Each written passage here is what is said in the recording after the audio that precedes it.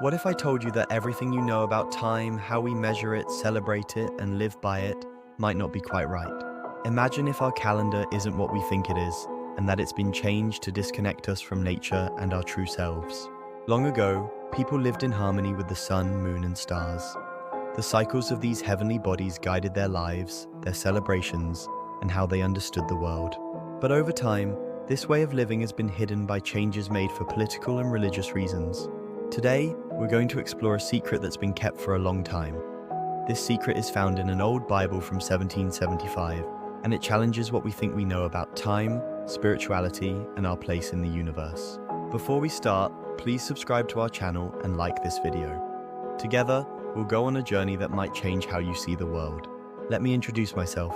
My name is Lucas, and I love discovering mysteries from the past. Unlike some researchers who spend all their time reading old books, I do my exploring right here in the modern world, often late at night with my laptop. One quiet evening, I found a video by a researcher named Aaron Wells.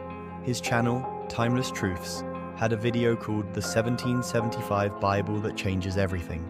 In the video, Aaron showed an old, worn Bible, but what caught my attention wasn't its age, it was what it revealed. According to this Bible, the first month of the year wasn't January, it was March.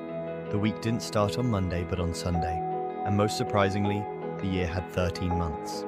As I watched, I felt curious and surprised. How could this be true? Everything I knew about calendars seemed different, yet here was an old book challenging what we think we know. I started wondering, why did things change? Who decided to rewrite the calendar and why? What did we lose when these changes happened? I knew I had to find out more. I wanted answers, not just about history, but about how we see time and spirituality. Let's start with the idea of a 13-month year. Today, a 13-month calendar sounds strange, but many ancient cultures used a calendar with 13 months based on the phases of the moon. Each month began with a new moon and lasted about 29.5 days, making a year of about 354 days. To match the solar year, they added an extra month every few years, creating a 13-month calendar.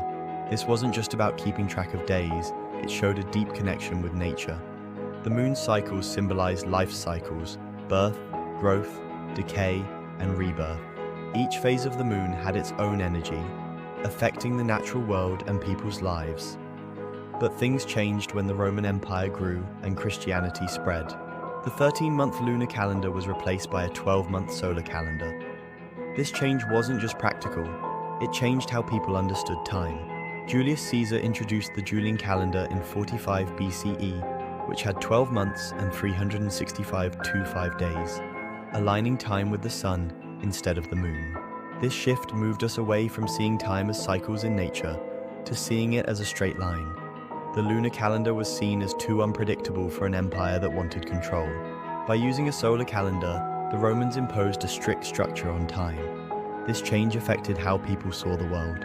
The lunar calendar reflected a view of life as a continuous cycle, where everything is connected. By leaving behind the 13-month calendar, we lost some of that understanding. I began to see that over time, spiritual ideas and natural rhythms were replaced by rigid structures made by leaders. This wasn't just about calendars, it was about how we became disconnected from the universe itself. This made me think, how has changing from a cyclical view of time to a linear one affected our lives, our spirituality, and our relationship with the world? The answers were surprising. In ancient cultures, time wasn't just about days and months.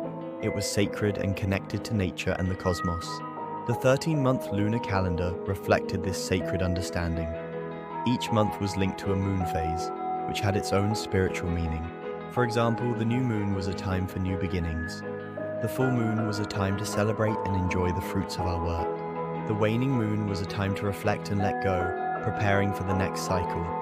When the 13th month was removed and the lunar cycle was replaced by the solar cycle, this sacred understanding was disrupted. Spiritual practices became disconnected from their natural context. Over time, this led to a loss of spiritual wisdom.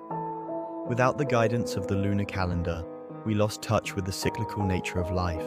We became disconnected from the rhythms that once guided us, losing a vital source of spiritual nourishment. This shift also changed how we celebrate holidays and structure our weeks. For example, Christmas is traditionally celebrated on December 25th. But if March were the first month of the year, December would be the 10th month, not the last. This raises questions about the timing of our traditions. Another interesting point is why the 13th month was removed. The number 13 has often been seen as unlucky, but in many ancient traditions, it was sacred, symbolizing transformation and rebirth. By removing the 13th month, we might have distanced ourselves from these transformative energies, aligning time with a more rigid structure instead of the natural cycles of the cosmos. This change has far-reaching effects. We've lost touch with the natural cycles that once guided our lives and the spiritual wisdom they held. The 13th month reminded us that life is a continuous process of growth and renewal. The shift also affected how we organize our weeks. In ancient times, Saturday was considered the seventh day, a day of rest and spiritual renewal. But with the rise of Christianity and Emperor Constantine's conversion, Sunday became the main day of rest and worship. This change wasn't just religious, it was also political, aiming to unify people. But it changed the spiritual significance of the days of the week, moving the focus from rest to work and productivity. Today, we often prioritize work over rest, and the spiritual aspects of life can be overshadowed by material demands. But what if we could reconnect with the ancient rhythms that once guided us? The 1775 Bible suggests that it's possible and important for our well-being. Imagine a world where the week begins with Sunday, a day of renewal, and ends with Saturday, a day of rest. Picture a calendar with 13 months, each aligned with the moon's phases, guiding us through life's cycles. To make this vision a reality, we need to understand the forces that shaped our current view of time. The shift from lunar to solar calendars was not just practical, but also a way to impose order and control. By standardizing time, the Roman Empire unified its diverse populations, but this came at the cost of marginalizing the lunar calendar and the spiritual wisdom it held. In today's world, time often feels like a series of schedules and deadlines, leaving little room for reflection or spiritual growth. We've lost touch with the cyclical nature of existence. But it doesn't have to be this way. The 1775 Bible offers a glimpse into a different understanding of time, one that aligns with nature and the cosmos. By reconnecting with these ancient rhythms, we can restore balance and harmony in our lives, supporting our spiritual growth and deepening our connection with the world around us. As we explore the implications of the 1775 Bible, we can consider how to reshape our future by learning from the past. How might our lives change if we realigned our practices with the natural rhythms of the earth and the cosmos? These questions have practical implications. Embracing a cyclical understanding of time can lead to a more balanced life, where rest and reflection are valued alongside work and productivity. By restoring the importance of rest and renewal, we can create a more sustainable and fulfilling way of life.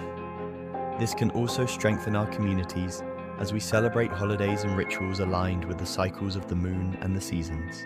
As we continue to explore these ideas, I encourage you to join me on this journey of discovery.